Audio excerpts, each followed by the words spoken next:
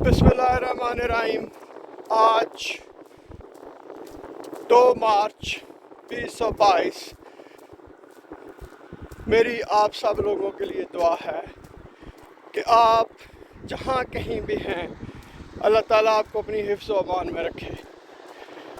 घी टेढ़ी उंगली से निकालना, ये आपने मुहावरा सुना होगा और हमारी सोसाइटी का ये अलमिया है कि हर बंदा घी टेढ़ी उंगली से निकालना चाहता है।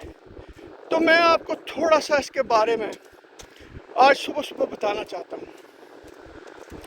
एक होते हैं मुस्बत ख्यालात और एक होते हैं मनफी ख्यालात। मुझे अफसोस से कहना पड़ता है कि हमारे लोग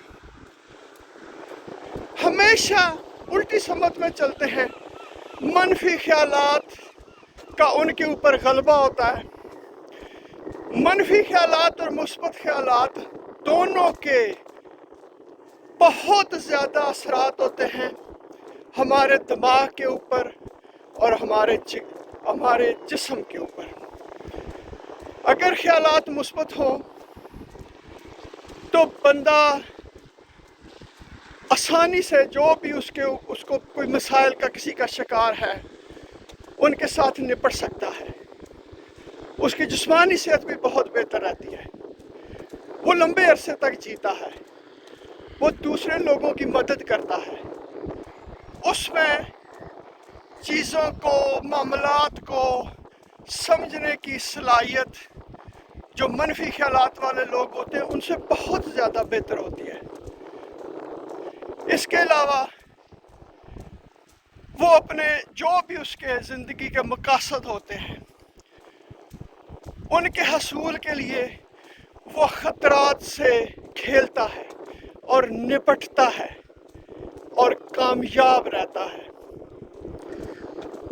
मुस्बत ख्यालात के लोग ना सिर्फ वो अंदर से खुश होते हैं बल्कि उनके साथ जो लोग जुड़े हुए होते हैं वो भी बहुत ज़्यादा खुश होते हैं और ज़िंदगी में कामयाब व कामरान होते हैं।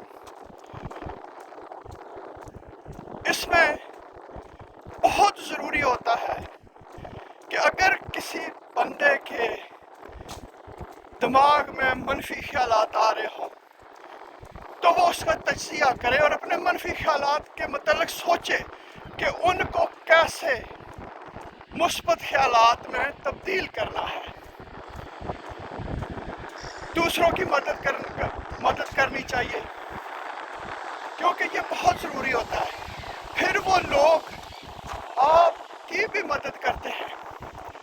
जब आप दूसरों की इज़्ज़त और तकरीम करते हैं तो दूसरे लोग भी आपकी इज़्ज़त और तकरीम करते हैं। तो लिहाजा घी को टेढ़ी उंगली से ना निकालें,